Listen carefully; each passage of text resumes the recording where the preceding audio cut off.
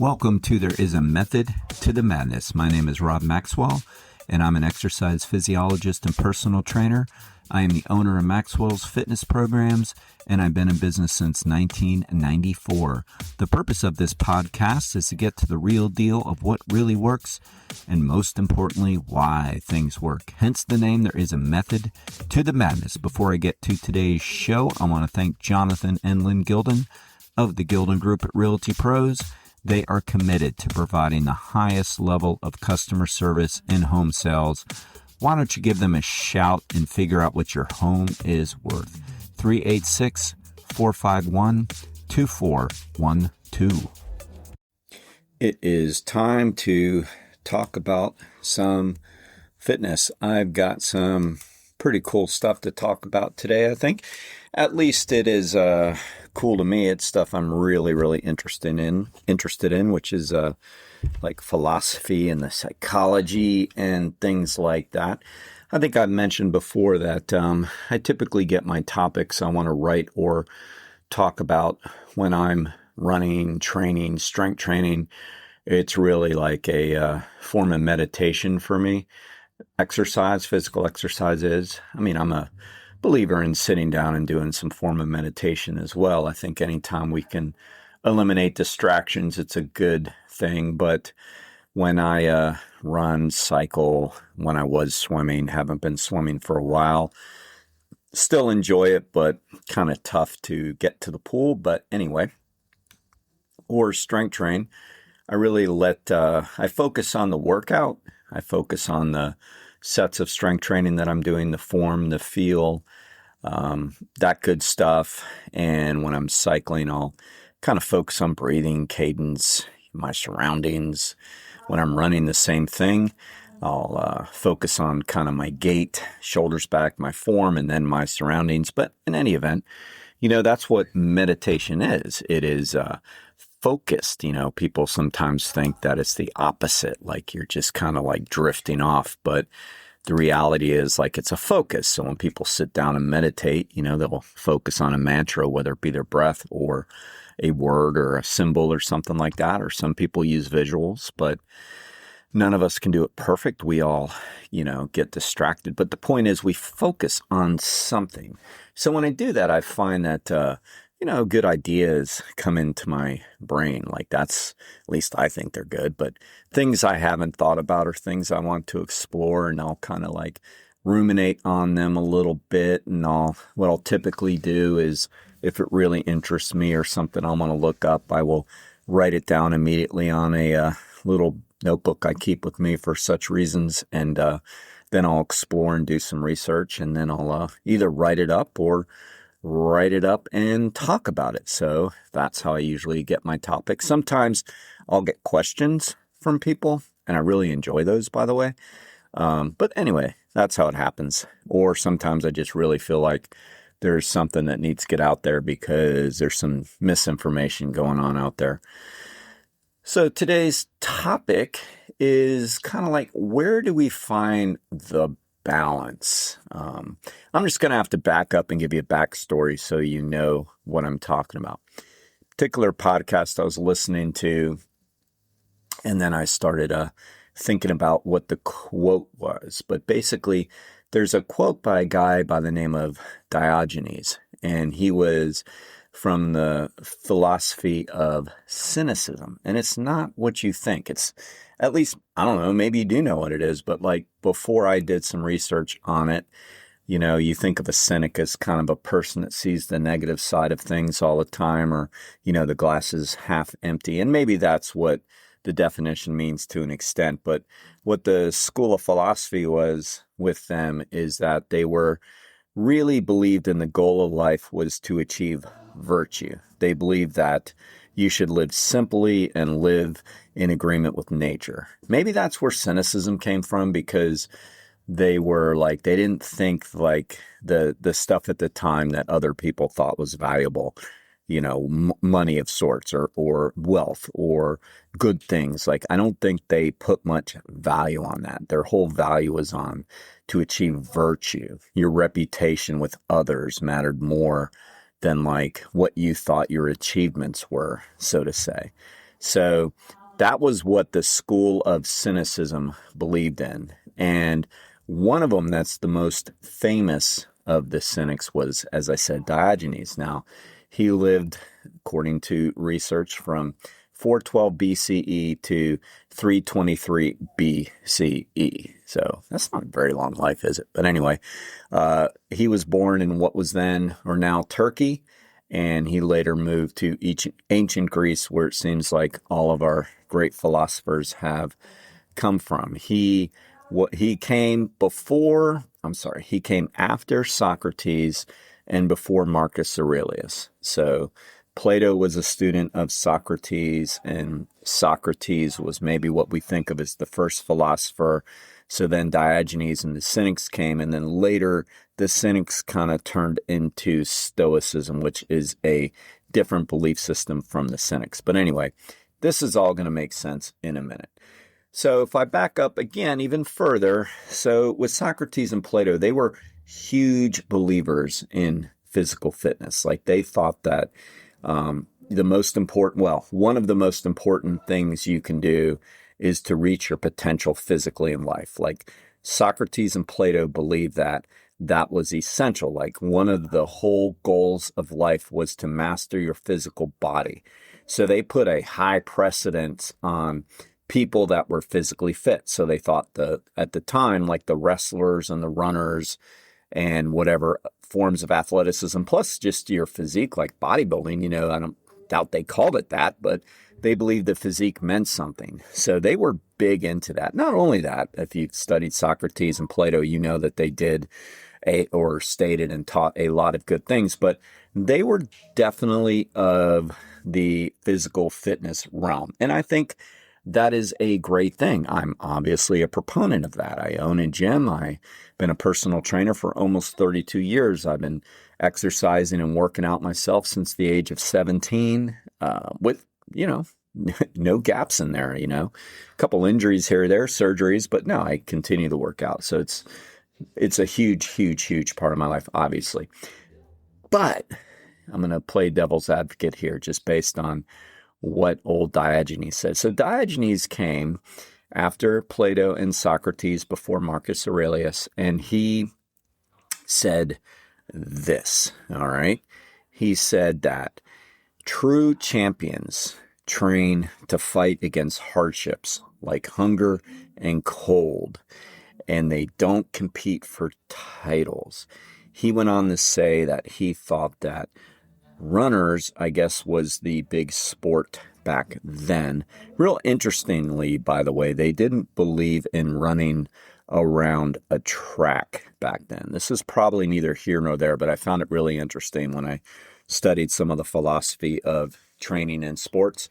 They believe that animals should race in a track, but humans should go foot to foot from location to location. Still haven't figured out why that was so important to them, but they never ran an oval track. Eventually, of course, it came, but back then they just believed that, I don't know, maybe we were different. Who knows? But anyway, so they were speaking of mostly runners and wrestlers, and Diogenes felt like they basically were wasting their time with titles. He went on to say that athletes who train for prizes such as pine and parsley, I'm quoting him directly, are not a noble man. For the noble man fights day and night to win the virtue of himself, reputation of others, and to find happiness. He went on to say that the real fight is for hardships, to fight against hunger, cold, thirst, and negative social stigma, and that those were the real opponents, not human opponents. He mocked athletes and said that they had a narrow focus. All right. So when I heard those quotes, it sounds so negative and so cynical, funny, right? Being funny. But anyway, and as a physical trainer, should I get offended by that? I don't think so, because I kind of get what he's saying. He's saying not so much that trying to keep yourself physically healthy and physically fit is a bad thing, but the reason to do it maybe should be different. Now, he wasn't critiquing Plato and Socrates from everything I've read. Like I said, he came along a little after, but he was kind of maybe critiquing the athletes of the day. I mean, we can go in and play junior psychologist and say that maybe he was a small nerdy guy and he didn't like that. Who the heck knows? But from everything I've read, he wasn't saying that taking care of yourself is a bad thing, that being even elite in your fitness and health is a bad thing. I mean, who could really say that it is, right? I mean, isn't it great to be physically fit and healthy? I think his point is well taken. It's like, what's your opponent? I found it very funny, that he said against pine and parsley. It's like, who wins pine and parsley? Like, why was that such a big thing? I mean, today, I guess it would be, those that win plaques and medals. I don't know, trophies like I've won in bodybuilding or whatever, right? So he'd say, plaques and medals and trophies, wow, what's that guy doing? What's that gal doing?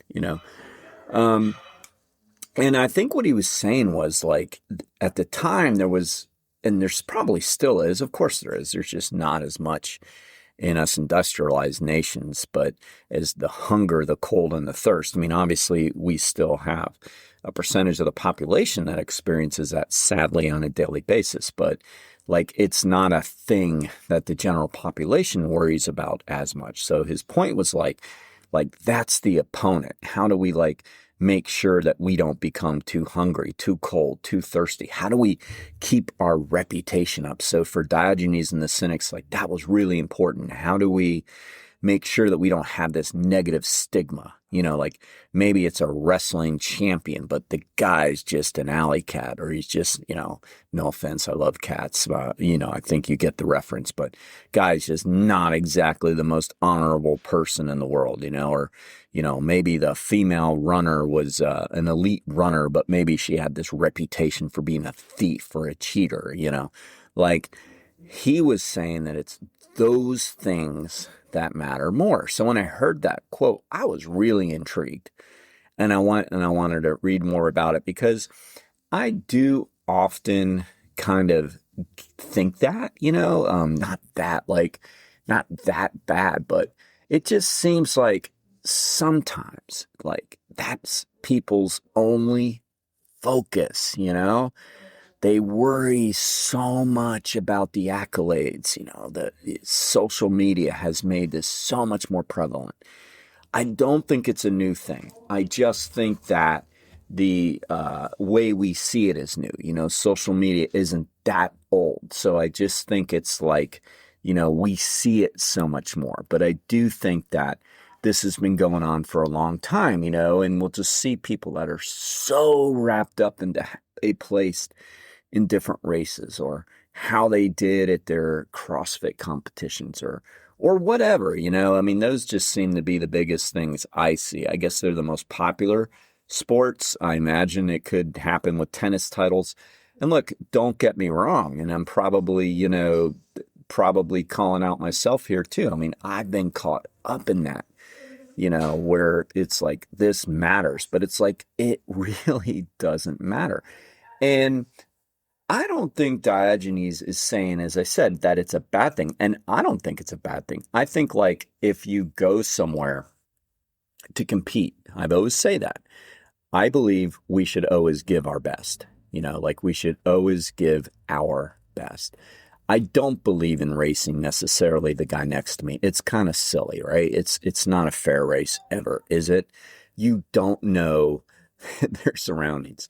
They may be out there on a casual jog and you might be racing them, or they may be going for a PR, that your personal record that they have wanted forever, and you don't have the motivation. So to me, being more intrinsically motivated, I think, is very, very important. So I'm not a huge believer in worrying too much about the competition around. Not that it's not natural to think about it a little bit. I think it is. And I think we know through social facilitation that we have a tendency to go a little bit harder when there is somebody out there either watching us or next to us or competing with us. Yes. But I think giving too much credence in our head over that, I think can be a mistake. But I do think in absolutely giving the best and trying to be your best. But I think what he's saying, and I believe this is the happy medium we probably should look for, and that is, don't put that above the other things though. I asked somebody the other day, I said, so, what do you think is, and to be frank, this is a person I don't think believes this, but I was asking them because I think they need to probably remember this little lesson. And I said, what do you think is the main reason people, should do, or you did originally to do, running events or triathlons, whatever? And they said, to stay in shape. And I said, absolutely. I don't think they think that. And that's why I was trying to kind of like bring them back to that, because that is, I can remember when I was working on my graduate degree, I had done some bodybuilding competition, and I did well. And I can just remember feeling kind of empty on the stage. Like when I ended up getting third in my class, and it was a pretty big show. So I was really happy. I still am. I'm still proud of it. But I can still remember feeling a little empty, because there was part of me that was like, man, it just seems, to me at the time, it felt just kind of like shallow. It felt like, what did I really do here? Maybe I've always had a tendency to think, overthink things, but I remember thinking that. And so it was right around that time I was in graduate school, and I can remember some of my professors going, you can relax a little bit, do some triathlons with us. We swim, we bike, we run. It's this, made it sound really fun and appealing and a fun way to stay in shape. Now, I never stopped lifting, because I think that's a critical part of my fitness, and I love it. Intrinsically, I love it. But I did start doing them. And I can remember, like, at the time thinking, yeah, this is like just a pretty chill way to stay in shape. I'm pretty intrinsically motivated, so I don't need or necessarily like a lot of people around the train with, but there was a semblance of a group. And so we would do things together, and that made it easier to do, right? I mean, I talk about that in my book, that like if we... Stay with us. We'll be right back. Are you ready to unlock your full potential? I want to introduce you to the Fit, Healthy, and Happy podcast, a powerful resource to transform your life today. With expert interviews, practical tips, and inspiring stories, this podcast is your roadmap to lasting wellness. Here's what a listener has to say. I used to struggle with my health, but this podcast changed everything. It's like having a personal trainer, nutritionist, and life coach totally for free. With over 2,000 five-star reviews, we're a podcast you can trust. The Fit, Healthy, and Happy podcast, available now wherever you get your podcasts. No idea where that slam came from, but it kind of happens. So I talk about it in my book, like having that person to meet you is like so critical. And, that was a way for me and a lot of others to be able to do it. So it was a fun way to stay in shape. I think that people get away from that now. And I think it becomes now more about something else, maybe public praise, pats on the back. The thing is those things are going to leave you empty, just like, standing on the stage receiving my trophy when I was 27 made me feel kind of empty. Like the whole point is to stay in shape and get physically fit. Like wellness is body, mind, and spirit. It's not just one. And, so if we take this out and talk and think about what Diogenes was saying is that, well, if we're doing this, great, but what's the real thing we're trying to get? We're trying to be healthy and fit. I hope. I mean, I think we all should be. But like, for what? I have a client who talks a lot about that she feels the need to stay in shape because she's a caretaker. And if she doesn't, she's worried about somebody she has to take care of who isn't as physically healthy as her. I mean, that's a pretty darn good why right there, right? I mean, that's a pretty good why. That's they say if you know the why, the how becomes easy. So that's a pretty good why. And I think that's what Diogenes was saying. So it's saying like, who kind of deserves more credit? That person who like say, wins that award or that medal at a local fitness event, running or race or whatever, and everybody's clapping, that's great. But then like, that's all they're known for, or they're known to like not be a very nice person, or they're known to like be a cheater, or they're known for this. I mean, like, what is more important? I mean, ideally, I guess you'd want to have both, right? But let's say if you didn't, maybe it's time to back up and work on those other things. Just maybe, if we want true happiness, which is what wellness is. I'll give you another story. When I was teaching sports medicine, I had a student start up once, and he was a veteran of either the Army or the Marines. I can't remember which one. And he had spent some time in Iraq or Afghanistan. I can't remember where he was. They were kind of both going on at the same time. And we all kind of, I should say I had the students talk a little bit if they felt comfortable about why they wanted to get into physical fitness training and sports medicine. And so he said, well, I've spent time overseas. As a veteran, I come back and, I now have a young family, that I have to support and take care of now that I'm back. And, I have a pretty good benefit package, so it's not about the money, but I feel like I need to stay healthy and well for I think he had a son. It was a son or a daughter. I believe he had a young wife and a child. And the child was now, getting a little bit older now that he's back, I don't know, 5, 6, 7-ish. And he said, I need to be healthy for him and them, and I want to be a good role model because when I grew up, I didn't have necessarily fit parents, and it bothered me, and they smoked and they did this and they did that. I don't want to be that. Like, now that I'm a dad, I want to be healthy and fit. So I don't really need the money, but I want to learn how to do this so I can keep myself in good shape and then maybe be able to help other people. I mean, you talk about a great why, Think even old cynical Diogenes might go, oh, wow, yeah, that's some pretty good integrity right there. And, it sounds like pretty judgmental. I suppose it is, They always say, oh, don't judge. It's like, we all judge. I mean, so yes, but like that's not the point though. Like the point is what works. Like, it's not really, are you good or bad for your goals and motives? It's really what works. And I can promise you that if the why is really up there, if it's really important, you're going to stick to it. The person who wants to be the role model for the family isn't going to quit his fitness if he doesn't place in a 5K, right?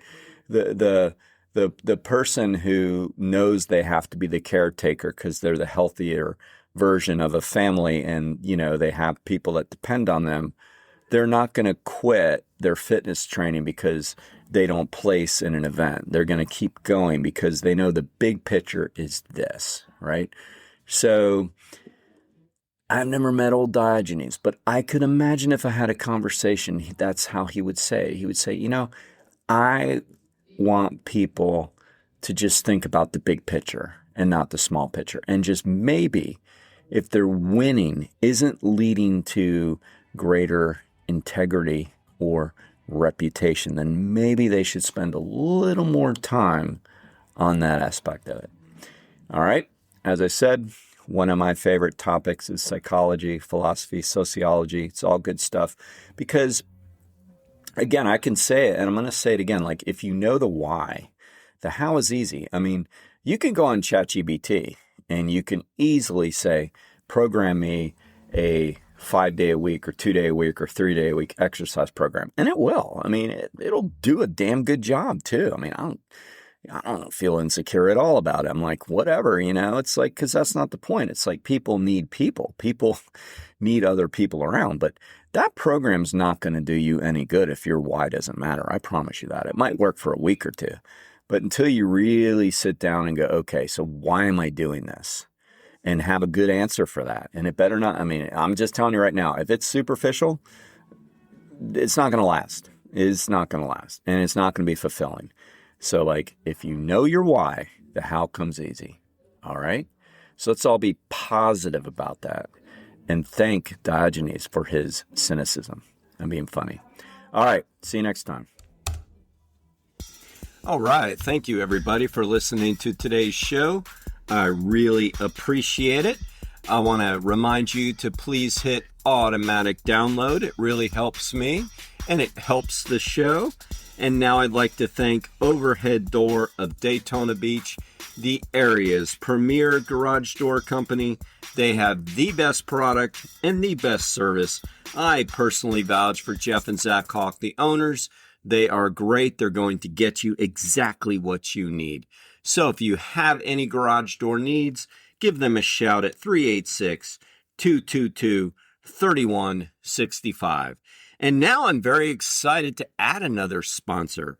ProCharge Liquid Protein Enhancer has joined the team. And let me tell you, they are a great product. I pop one after a workout. Each container has 40 grams of protein, so that's 2 servings. I take 20 grams after I work out. What's really cool about them is it's portable. You can throw them in your suitcase. You don't have to worry about mixing powders and making a mess. At least that's an issue I've had with some of the protein powders through the years. And you know what? They taste really, really good. So you can check them out on my website, fittothemax.net, or you can go right to them at prochargeprotein.com.